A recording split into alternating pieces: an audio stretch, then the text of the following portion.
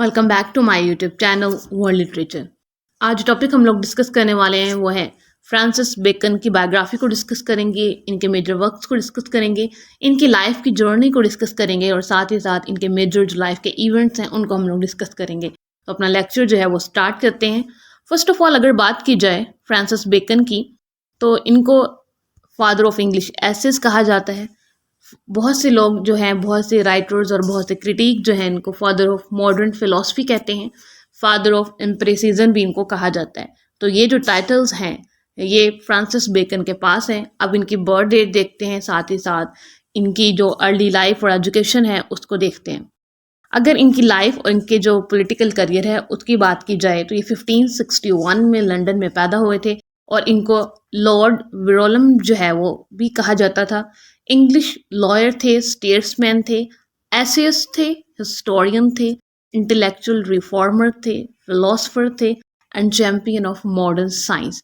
तो ये सब कुछ जो टाइटल्स हैं और साथ ही साथ जो जितने भी ये मैंने आपको बताए हैं ये सब जो है वो फ्रांसिस बेकन थे। तो काफ़ी ज़्यादा इंटेलेक्ट वाले ये ह्यूमन बीइंग थे, राइटर थे, इंटेलेक्चुअल राइटर। उसके बाद अगर इनकी लाइफ और पॉलिटिकल करियर को फर्दर हम लोग डिस्कस करें तो ये एक वेल ऑफ फैमिली में पैदा हुए थे। इनकी फैमिली काफ़ी वेल ऑफ थी, रिच थी और उसके कनेक्शंस बहुत ज़्यादा थे उस टाइम लंदन में उनकी फैमिली के बाकी सबके साथ। 1576 में इन्होंने लॉ रीड किया था, उसके बाद ग्रे इन में। उसके बाद इनको जो है वो डिप्लोमेटिक सर्विस के लिए जो है वो फ्रांस में असिस्टेंट अम्बेसडर की जो पोस्ट है वो मिल गई थी। फिर उसके बाद 1582 में इन्होंने अपनी लॉ की जो डिग्री है वो कंप्लीट की और 1588 में ग्रे इन में जो है वो एज अ लेक्चरर इन्होंने अपना जो करियर है उसको स्टार्ट किया।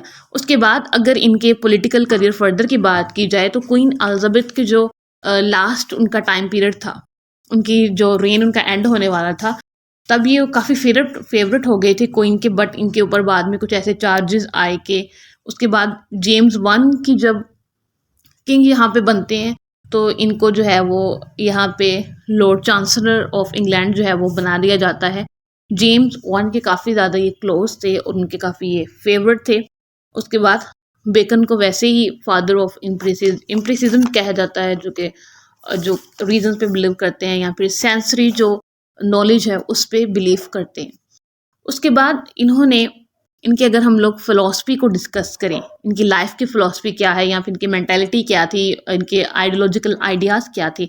इनके आइडियाज़ ये थे कि जो साइंटिफिक नॉलेज है वो टोटली बेस्ड होना चाहिए इंडक्टिव रीजनिंग के ऊपर और केयरफुल जो है वो इवेंट्स की हमें ऑब्जर्वेशन करनी चाहिए, तभी हम जो एक पॉसिबल किसी भी चीज़ का एक्सपेरिमेंट नॉलेज जो है वो हासिल कर सकते हैं। वो नेचर में बात करते थे कि नेचर में जो है वो इंडक्टिव रीजनिंग होनी चाहिए और केयरफुल जो ऑब्जर्वेशन है वो होनी चाहिए किसी भी चीज़ की। उसके बाद इन्होंने जो है वो अपना जो साइंटिफिक मेथड है उसको इंट्रोड्यूस कराया, लेकिन जो कि काफ़ी टाइम तक तो नहीं चल सका, लेकिन उसको बेकनियन मेथड के नाम से जो है वो जाना जाता है हिस्ट्री में।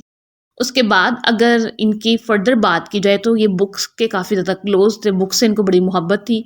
तो पैट्रॉन ऑफ लाइब्रेरी इनको कहा जाता है कि लाइब्रेरीज के बहुत ज़्यादा सपोर्टर थे और इन्होंने एक कैटलॉगिंग का जो बुक्स का सिस्टम है वो बनाया था, जो कि 3 उसकी कैटेगरीज इन्होंने बनाई थी, हिस्ट्री, पोइट्री एंड फिलोसफी, जो फर्दर जो है वो अपनी ब्रांच जो कैटेगरीज में सब डिवाइड इसको किया जाता है।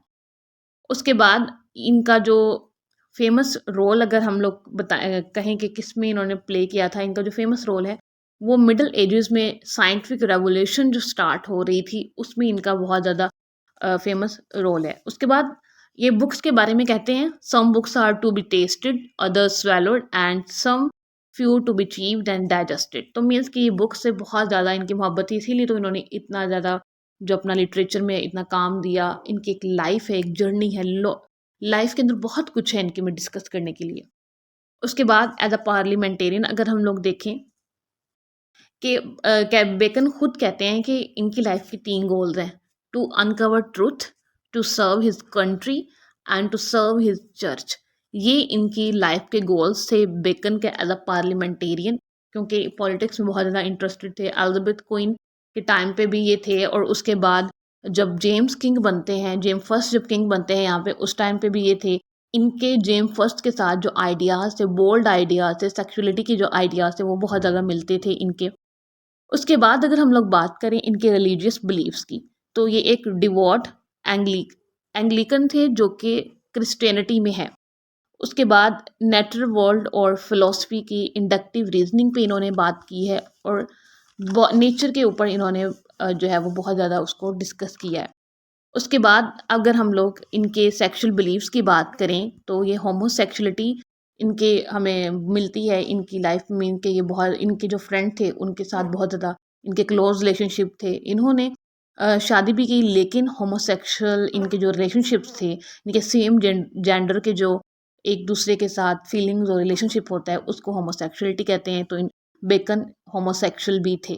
उसके बाद इनके वर्क्स की अगर हम लोग बात करें, तो इन्होंने साइंटिफिक वर्क्स लिखे हैं, रिलीजियस एंड लिटरेरी वर्क लिखे हैं, जुडिशियल वर्क्स भी लिखे हैं। जुडिशियल जो इनके जुडिशियल वर्क्स थे, एज अ लॉयर इन्होंने वो लिखे थे।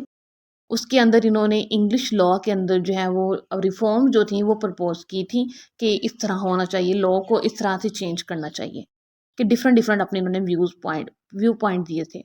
उसके बाद इनका जो बहुत एक फेमस वर्क है नोवम ऑर्गेनम, जो कि 1620 में इनका पब्लिश हुआ था, वो जो है बहुत फेमस था। उसके बाद अगर हम लोग इनके थीम्स की बात करें, इनके मेजर जो वर्क्स हैं, इन्होंने लिटरेचर जितना भी लिखा है उसमें जो थीम्स हैं, परस्यूट ऑफ नॉलेज है, the importance of scientific inquiry है, एडवांसमेंट ऑफ लर्निंग है, ये जो है वो मेजर थीम्स हैं। इन्होंने एसेज की अपनी कलेक्शन दी। इनके जो ऑफ ट्रूथ इनका ऐसे है, बहुत से इनके जो ऐसे हैं बहुत इंपॉर्टेंट, जो कि इंग्लिश लिटरेचर के सिलेबस में भी शामिल हैं। वो जो है हमने ऑलरेडी, हम उनको अगले लेक्चर्स में भी जो है वो डिस्कस करेंगे। उसके बाद अगर हम लोग बात करें इनका एक और जो बड़ा इम्पोर्टेंट रोल है बेकन का। बेकन ने ब्रिटिश कॉलोनीज को जो नॉर्थ अमेरिका में जब बनी थी, उनको बनाने में बड़ा एक अहम अपना जो रोल है वो प्ले किया था। उसके बाद अगर इनके मेजर वर्क्स की बात की जाए, द एडवांसमेंट ऑफ लर्निंग 1605 में आया था। इनके एसेज आए थे 1597 में, 1612 में, 1625 में, और न्यू एटलांटिस आया था 1627 में। तो ये इनके हैं मेजर वर्क्स। आई होप कि आपको इस लेक्चर की अच्छे से समझ आ गई होगी। वीडियो को लाइक और शेयर और चैनल को सब्सक्राइब कर दीजिएगा। Thanks for watching my channel.